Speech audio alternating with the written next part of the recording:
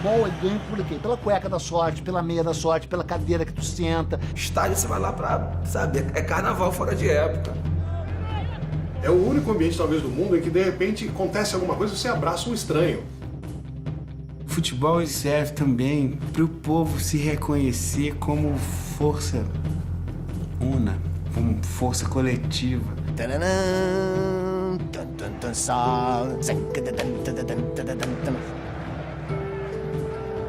O futebol influencia a conduta do brasileiro e a conduta do brasileiro influencia o futebol, né? Eu tava na linha, assim, na linha do cal, assim. Meio metro antes, ele cruzou a bola, voltando 3-1, a torcida enlouqueceu.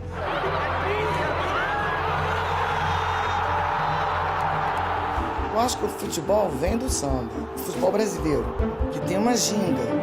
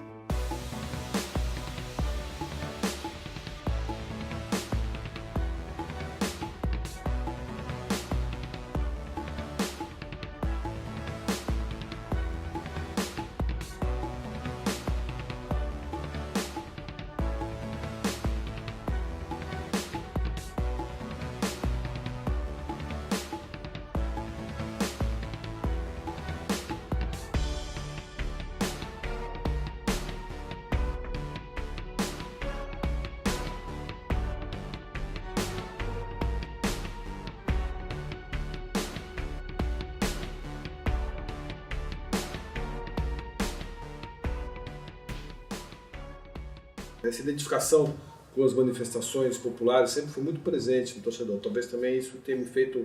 É um time de esquerda, é um time ligado às tradições.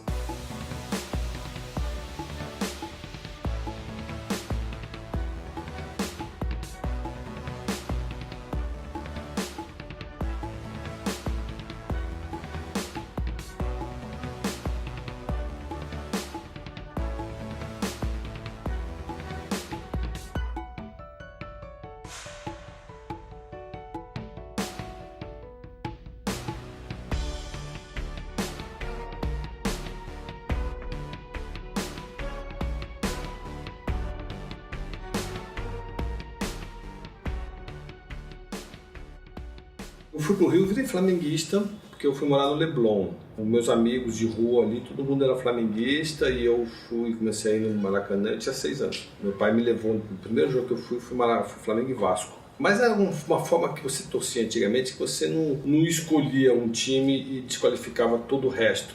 Eu ia ver jogo do Vasco, do Fluminense, do Santos. O Santos jogava muito jogo lá. Eu lembro que eu vi o 1000 gols do Pelé. Aí tinha uma seleção brasileira absolutamente empolgante, que era a seleção dos anos 60, 70. Aí eu fui forçado a sair do Rio em função da ditadura. Fui morar em Santos, exatamente na época do Santos do Pelé, e ao lado da minha escola o Santos treinava, minha escola era ao lado da Vila Belmiro. E meus primos todos, eles torciam pro Santos, eram fanáticos, apaixonados. E eu de birra, eu falei, eu vou torcer para um time da massa. Porque naquela época você, quando era Flamengo no Rio, você era Corinthians, em São Paulo você era Inter, no Rio Grande do Sul você era Atlético, em Minas, né, você torcia Santa Cruz, no Recife, você torcia pro time do proletariado, como se dizia. Até um tempo atrás era possível fazer uma divisão por classes, né, dos times de futebol, né? Hoje em dia não, hoje em dia isso é uma besteira, porque tem playboy corintiano, como tem proletário são paulino, e a gente vivia a ditadura. Eu sou filho de comunista, socialista, minha família é de esquerda. Do Flamengo fui pro Corinthians. Um pouco aquele sentimento de exílio, né? Que o Corinthians é um time do exílio, né? São os nordestinos que vieram trabalhar em São Paulo nas 3 grandes levas de imigração, porque se identificavam com as 2 décadas sem ganhar um título, né? Com o sofrimento, com o esforço, com a raça. uma torcida completamente apaixonada, obcecada. E em 1977, aí eu vim morar em São Paulo, em 75, em 77 o Corinthians voltou a ganhar títulos, né? O primeiro título. E eu estava naquele jogo, na arquibancada. O jogo em que o Basílio fez o gol e o Corinthians saiu do jejum de títulos de 22, 24 anos, eu não sei exatamente essa conta.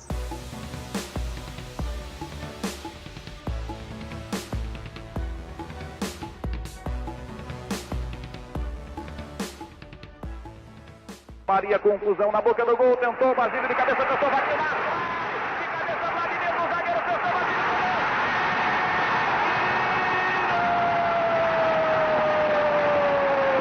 E aquele jogo foi um jogo fantástico, foi um turning point na minha vida e na vida de todo mundo. Quem era mais ou menos corintiano virou corintiano. Por quê? Porque em seguida veio a democracia corintiana, que é um movimento futebolístico, social, filosófico, político maravilhoso, né? E de repente o Corinthians passou a ser patrocinado por uma democracia corintiana, um logotipo do Washington Oliveto, e tinha no time ninguém mais que Sócrates, que foi um dos maiores camisa 10 do mundo, Casagrande, Zenon, Zé Maria, Vladimir. Eles eram não só militantes de esquerda, como curtiam rock and roll, né? Apareciam no show da Rita Lee, que também é corintiana, iam para os comícios das diretas já e propunha repensar o Brasil e o futebol, né? Porque as decisões do time eram tomadas pelo voto. Então, assim, depois desse movimento, assim, até quem não era corintiano virou corintiano. Foi uma coisa assim que a juventude brasileira, o novo Brasil que estava se procurando, se identificou muito com aquele futebol.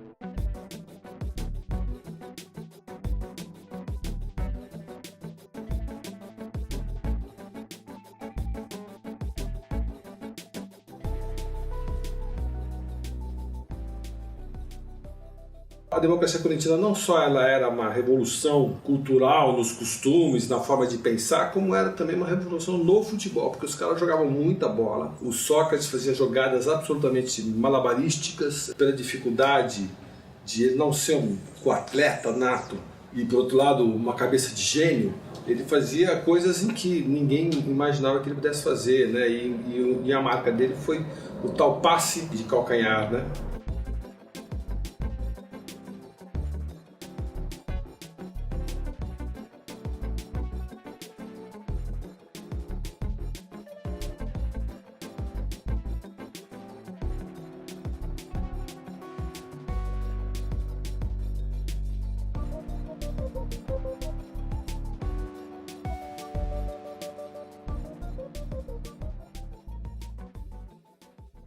Eu me lembro de ter uma tristeza recorrente no corintiano, né? Essa coisa assim, de novo, porque primeiro que o Pelé humilhava o Corinthians do jeito que queria, né? Quando surgiu 77, quando foi esse jogo da final, essa final, que eu não sei nem como é que eu consegui comprar ingresso naquela época, a gente não tinha essa coisa de internet, cambista, você tinha que se pendurar, se agarrar na bilheteria do estádio, enfiar a mão, jogar o dinheiro, cara, era uma guerra, né? Eu lembro da voltando de ônibus, assim, os ônibus lotados. Eu lembro que o ônibus parou em frente à boate do Ricardo Amaral, do Hipopótamo, e a gente gritava: essa moleza vai acabar, abaixa a burguesia!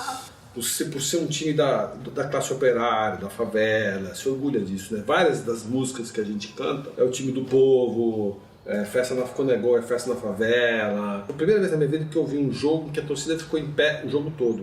O Corinthians ia ganhar de qualquer jeito, não tinha como. E aí foi barato, né? Vai ter a primeira comemoração na Paulista, também foi a primeira vez que ocorreu isso em São Paulo, que é muito simbólico, porque o território era, né, cor dos grandes bancos e da Fiesp, a ideia da Fiesp, né? Era muito sintomático, assim, nós vamos invadir a sua praia, né? O Corinthians era um time muito provinciano, que o Campeonato Paulista era mais importante que o Campeonato Mundial, né? Uma coisa bem ridícula. Passou a ganhar campeonatos brasileiros, né? Passou a ganhar a Copa do Brasil, ganhou uma Libertadores e ganhou o Mundial, e agora o time, né, finalmente se sente num patamar superior, né, tem seu próprio estádio e tal. O primeiro estádio que fui na minha vida foi o Maracanã, que eu tinha 6 anos com meu pai, fui ver Flamengo e Vasco, e nós entramos na torcida do Vasco, e eu tava com uma bandeirinha do Flamengo. E era uma época em que ainda não havia essa divisão de torcidas tão marcante, né? Eu frequentava muito estádio, inclusive quando eu viajava, ia pra Bahia, ia no no jogo do Bahia, ia para Pernambuco, ia no jogo do Santa. Era um hábito que a gente tinha como brasileiros, você visitar uma cidade e visitar um estádio. Eu já vi várias cenas recorrentes, que é aquela criança que tá, né, toda aquela movimentação para entrar no estádio, que quando entra é uma caixa de ópera, né, aquele gramado verde, aquela coisa redonda, aquela multidão, todos olhando para o mesmo lugar, e o barulho, o eco das pessoas, que é muito legal, né? Uma banda, né, tocando. E aliás, isso era muito curioso de você ir em diferentes estádios e ver os diferentes ritmos que rolavam, né? Eu lembro que eu fui num show do Bahia, no Fonte Nova, e a batida era batida de samba de break, samba de macumba, né? E aqui era... E São Paulo é mais rápido, porque o São Paulo, o samba enredo, o samba é mais rápido. Quer dizer, era a cultura de cada estado, né, sendo exercida ali no espaço democrático, de uma multidão, né, todas elas focadas numa coisa só, que é o jogo, o resultado, o gol, o lance, o drible, a falta, o herói, o vilão. Assim, nunca mais deixei de ir. Na minha rua tinha uma Kombi que ia todo final de semana. O pai enchia a Kombi de moleque e levava para o Maracanã. Eu ia ao Pacaembu para ver jogo do São Paulo, para ver o Leivinha jogar, para ver o jogo do Palmeiras, para ver o Ademir da Guia jogar. A gente tinha jogo de botão, em que tinha um botão que era do Palmeiras e outro botão que era do São Paulo. A gente gostava de futebol, a gente admirava o futebol dos times, não tinha essa aversão completa ao outro, né? Se o país está tenso, a arquibancada está tensa. Se o país está feliz, a arquibancada está feliz. Se o país está homofóbico, a arquibancada está homofóbica. Se o país está racista, a arquibancada está racista. Quer dizer, ele é um pouco um reflexo das mazelas e das virtudes, né, da cidade, do país, né? Não só o país, mas de outros países também, né? Se você vê o futebol hoje da França, como é importante, né, franceses de ascendência africana, né, estarem lá dando o seu sangue por uma pátria que nem os recebe assim tão bem, né? E a mesma coisa, por exemplo, em relação a Portugal, quer dizer, então Portugal acaba de ganhar a Eurocopa e o gol foi marcado por um descendente de Guiné-Bissau, e o Cristiano Ronaldo, que é um líder desse time, dedica o prêmio a todos os imigrantes da Europa, né? E a gente sabe como o mundo está vivendo um estado de absoluta xenofobia e ódio ao imigrante, ao diferente. Então eu acho que no futebol o reflexo da sociedade, das lutas sociais, ela está muito presente. Por exemplo, o futebol inglês no começo dos anos 70 e 80 era muito agressivo, exatamente como estava vivendo a Inglaterra com a chegada de Margaret Thatcher, né, e o fim dos benefícios sociais. O futebol da Alemanha está sempre refletindo um pouco esse momento da integração, a aceitação do primeiro negro na seleção alemã, a aceitação do primeiro negro na seleção italiana.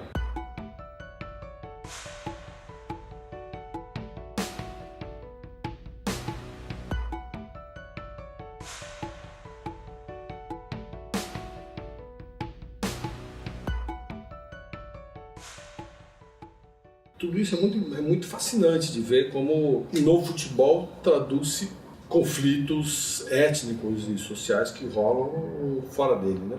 Eu acho que o futebol é muito mais importante do que muitas pessoas pensam, né?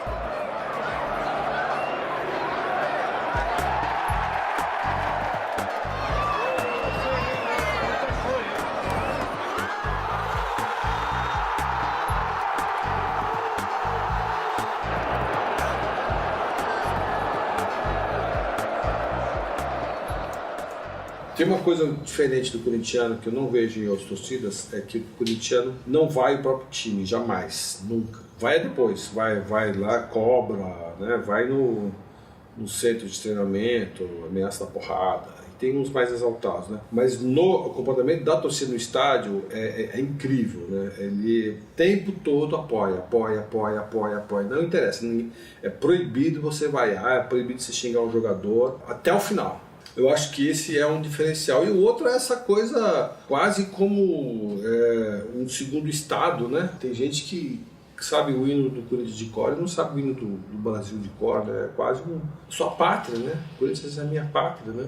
Tem um projeto também interessante que é o de sempre propor músicas novas que surgem, sempre Aliás, hoje em dia, cara, até a torcida francesa canta coisa que foi criada do Corinthians, no Corinthians, entendeu? Aquela coisa do aqui tem um bando de louco, que é uma coisa inventada por um moleque, né?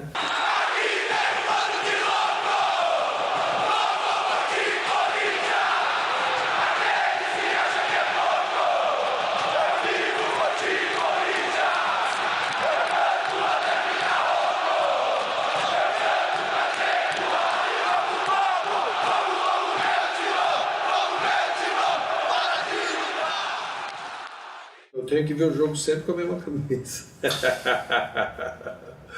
Eu tenho que ver os jogos importantes, eu vejo sempre a mesma camisa, que é a camisa que a gente ganha Libertadores, que é a camisa que a gente ganha o Campeonato Mundial. Quando é um jogo tenso, eu vou com essa camisa, assim. Ficar sempre no mesmo lugar. A minha família é completamente supersticiosa, é ridículo até. Várias mandingas aí que não se sabe de onde nasce, não se sabe nem porque que a gente acredita. Né? Quando é Libertadores, eu vou em todos os jogos. Quando eu não vou, eu me reúno com a família e a gente faz um almoço antes e vê o jogo lá. Assim. Mas a melhor coisa é entrar no estádio mesmo, isso não tem igual, assim, é apaixonante.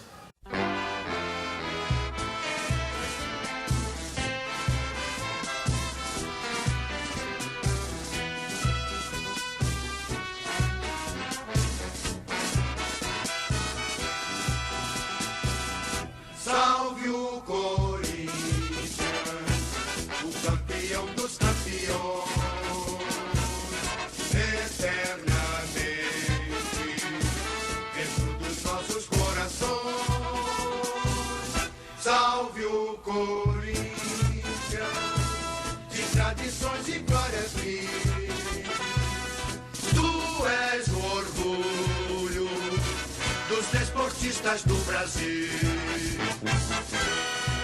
Eu fui forjado na arquibancada. Meu pai não gostava de futebol, não sabe. Nem minha mãe, acho que é outra geração. Eles é a geração pré-Pelé, né? O Rivelino foi um jogador que marcou o Adão, que era da seleção dos anos 70, né? Seleção campeão, o goleiro, né? Zé Maria e Vladimir, que eram dois laterais modernos nos anos 80, né? Raçudos e habilidosos. O Birubiru, um jogador que foi um líder em campo.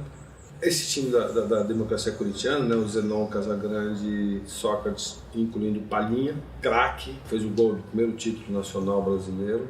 Teve a geração campeã do Luxemburgo, que é um time fantástico também, que ganhou o primeiro campeonato mundial que muitos não consideram, que era Rincon, o Edilson, Marcelinho Carioca. Teve uma época que o Roberto Carlos jogou no Corinthians muito bem, junto com o Ronaldo Fenômeno. O Ronaldo, por incrível que pareça, ele é um jogador amado pelos corintianos. Se você for no estádio hoje, 80% das camisetas são em homenagem ao Ronaldo. Estão escrito atrás 9 do Ronaldo Fenômeno. Porque ele chegou como derrotado, contundido, num período em que o Corinthians estava derrotado, contundido, porque tinha acabado de voltar da Série B. E ele tinha tudo para jogar no Flamengo e veio jogar no Corinthians. Né? Deu 2 títulos incríveis para o Corinthians. Tinha raça, tinha personalidade. Teve o Corinthians do Tevez também, Mascherano e Tevez, que também foi um Corinthians fantástico, que ganhou um Campeonato Brasileiro. E o Corinthians do Tite, que é um Corinthians interessantíssimo, porque não tem nenhum grande craque, mas que tem um conjunto de jogo forte e muito, muito ortodoxo, né?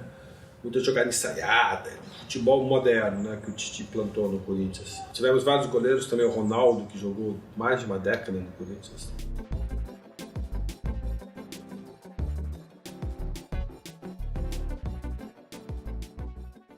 Xingo, reclamo, chuto, dou cotovelada na poltrona. Eu fico dominado pelas emoções, assim, não fico controladinho e lustro, não. Teve um jogo do Corinthians contra o Boca Juniors que foi o maior roubo da história, né? Que foi no Pacaembu. Eu estava no estádio, o Corinthians tinha que ganhar de 2-0 e fez 2 gols, o juiz anulou os 2 gols. A Marília, que era um juiz paraguaio que apitou esse jogo, foi embora, o Pato jogava. Nossa, tinha vontade de ir pro Paraguai e procurar esse Abailê que sumiu. E esganar esse desgraçado. E o Corinthians estava indo para as finais da Libertadores, estava com um timaço. E a gente foi eliminado por uma roubalheira, assim, descarada. E foi engraçado porque desde o primeiro minuto se percebia que o juiz estava com má vontade, sabe? Faltas que ele invertia, dava bronca em jogadores para tumultuar o jogo. Você percebia que ali tinha alguma coisa errada. Ali foi difícil. Eu lembro de ter saído do estádio e assim, a única solução que eu tinha para me acalmar era comprar 3 cervejas e beber 3 cervejas do mesmo gole, assim, porque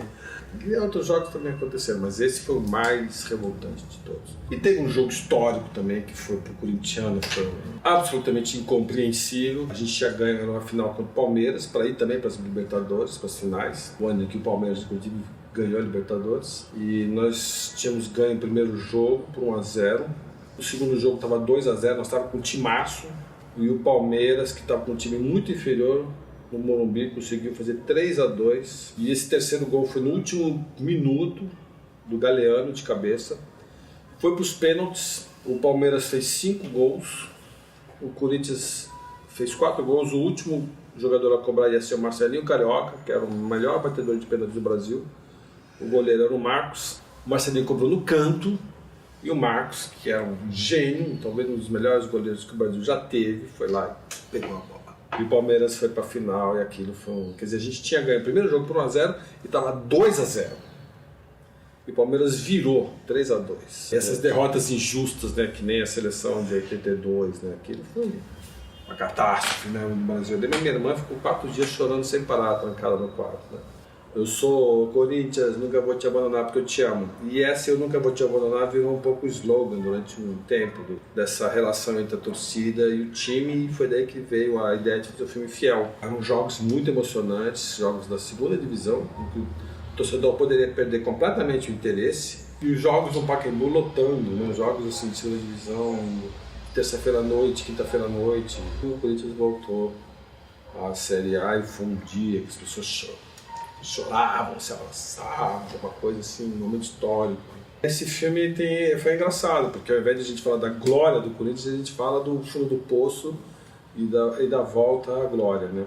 E é um filme que fez uma bilheteria fantástica. Eu lembro que era muito engraçado. A gente ia no shopping, de repente tinha assim, uma fila, 300 pessoas com a camisa do Corinthians, com o agasalho do Corinthians, e eu falava, o pessoal tá indo ver o Fiel, né?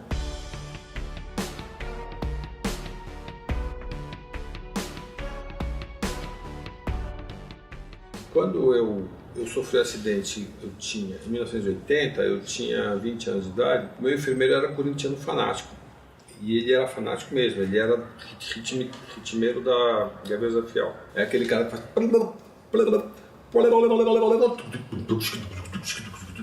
o cara que faz aquele...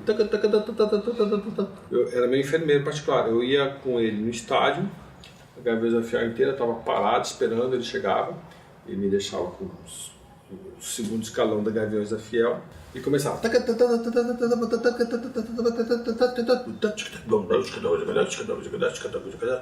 e aí entrava todo mundo, né, que a Gaviões da Fiel sempre entra todo mundo, aí a torcida toda ovaciona e eu entrava carregado pelos caras, aí os caras iam subindo e eu ia subindo carregado pelos caras. Aí os caras me deixavam num canto, que hoje tem rampa, por minha causa até, porque quando uma vez, na militância de deficiente, quando me perguntavam o que deveria melhorar no Pacaembu, eu falei colocar uma rampa ali, que é exatamente onde tem as escadas.